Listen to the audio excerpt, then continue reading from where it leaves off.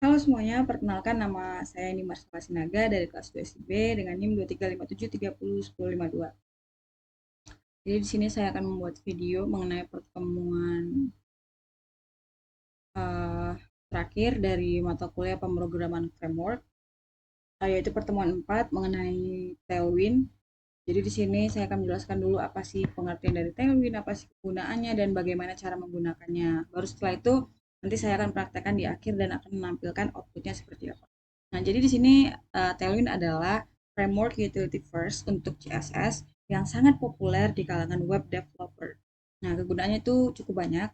Ada beberapa dan saya bisa menyebutkannya. Yang pertama adalah styling cepat dan fleksibel. Nah, Tailwind ini memungkinkan user menulis CSS langsung di dalam elemen HTML dengan utility class seperti HTML, terus itu dibuka tag, button class, bla bla bla bla bla, terus itu uh, ditutup lagi pakai tag button gitu. Jadi kita tuh nggak perlu buat satu file terpisah untuk CSS-nya, jadi kayak digabung langsung. Nah, untuk kegunaan keduanya itu adalah konsistensi desain.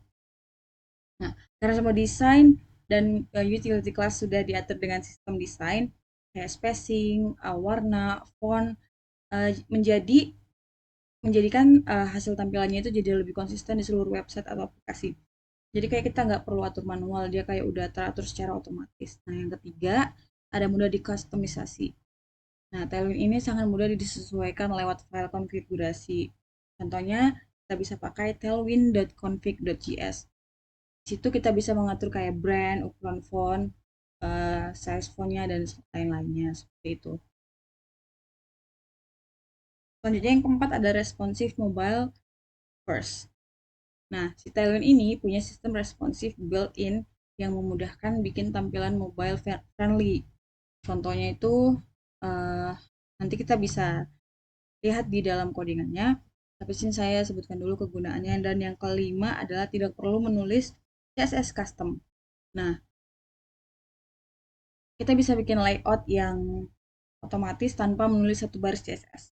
Semuanya cukup pakai kelas dari Tailwind. Nah, yang keenam adalah compatible dengan framework lain. Tailwind ini bekerjanya cepat dengan React, Vue, Next.js, Laravel, dan sebagainya. Jadi itu adalah beberapa kegunaan dan kelebihan dari si Tailwind. Nah, selanjutnya adalah kita langsung saja praktekkan ke dalam project kita.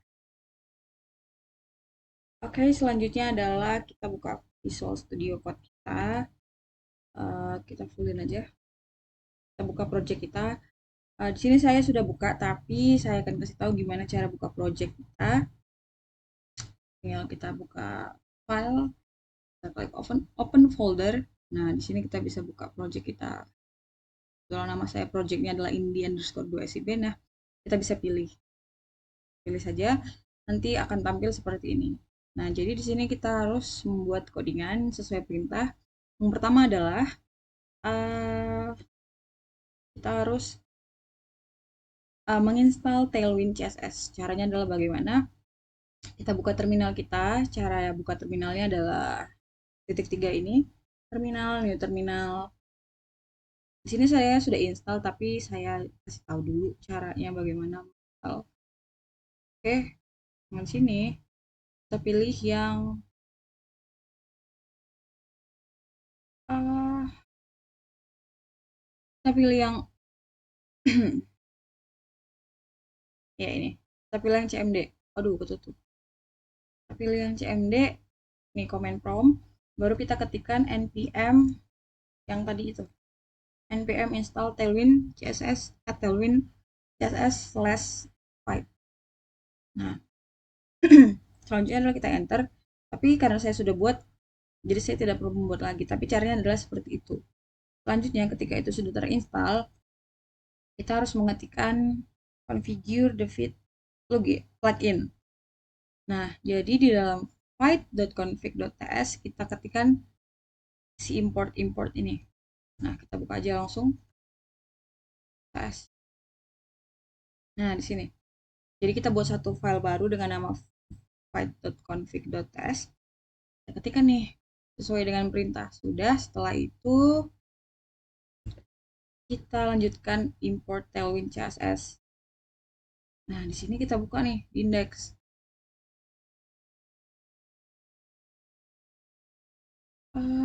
Ya, kita tambahkan import.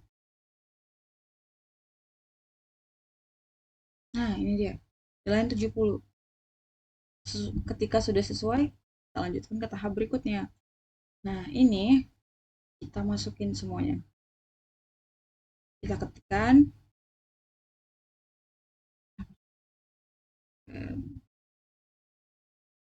kita ketikkan ini semua ke dalam indeks CSS kita. Ini adalah codingan yang sesuai modul tadi. Sudah sama. Kita ikutin aja semua stepnya satu demi satu. Oke, selanjutnya adalah kita membuat satu file baru yang namanya adalah sidebar.csx di dalam src. Kita buka VS Code kita, kita buka, kita kita masukin di dalam src ini aset. Kita klik kanan aja, new file, baru kita buat namanya sidebar. Ini dia sidebarnya. Kita ketikkan sesuai dengan perintah saja, teman-teman. Sudah. Oke, sudah benar, sudah sesuai, ada importnya, dan sudah ditutup. Oke, selanjutnya adalah kita buat satu file baru lagi, namanya dashboard CSX. Saya sudah buat juga, jadi kita tidak perlu membuat lagi. Nah, di sini sudah ada juga, sudah ada importnya juga, dan sudah sama seperti di modul. Oke. Oke, sudah sesuai. Selanjutnya adalah membuat komponen header. Sama, kurang lebih seperti yang tadi, header.jsx. Semua codingannya sudah sama.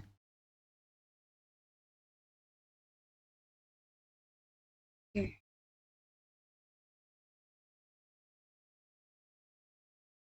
Komponen header.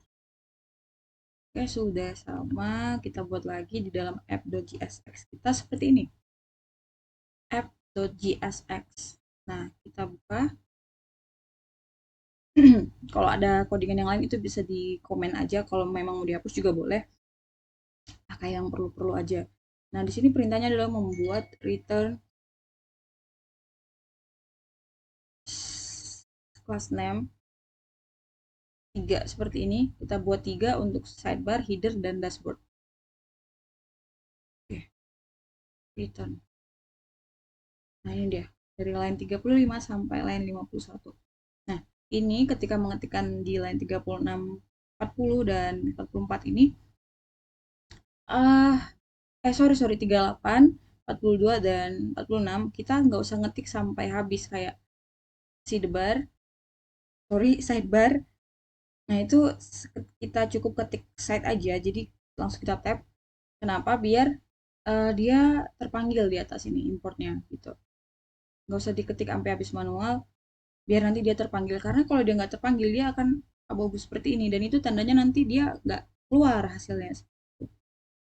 Jadi harus kita buat, jangan sampai habis ngetiknya. Nah, sudah benar. Oke, ketika benar semuanya nanti hasilnya adalah seperti ini. Oke, importnya jangan lupa, apa gunanya import adalah untuk menampilkan hasilnya ketika dijalankan. Selanjutnya adalah kita menjalankannya. Kita ketikkan npm run dev di command prompt. Tentu saja di command prompt.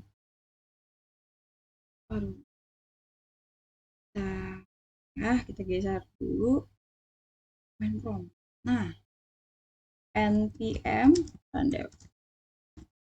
Kita klik enter. Oke, untuk menampilkan outputnya adalah kita ketikkan npm rundev di terminal kita dan jangan lupa pilih command prompt. Nah, untuk hasilnya adalah seperti ini, ada dashboard, users, products. Nah, dia juga menampilkan dalam bentuk grafik seperti ini agar lebih mudah. Ini kenapa bisa biru? Karena di CSS-nya kita setting si user ini biru, si produk hijau, dan si revenue orange. Baiklah, sekian yang dapat saya sampaikan. Jika ada kekurangan akan saya perbaiki di pertemuan selanjutnya. Saya ucapkan terima kasih dan sampai jumpa. Bye-bye.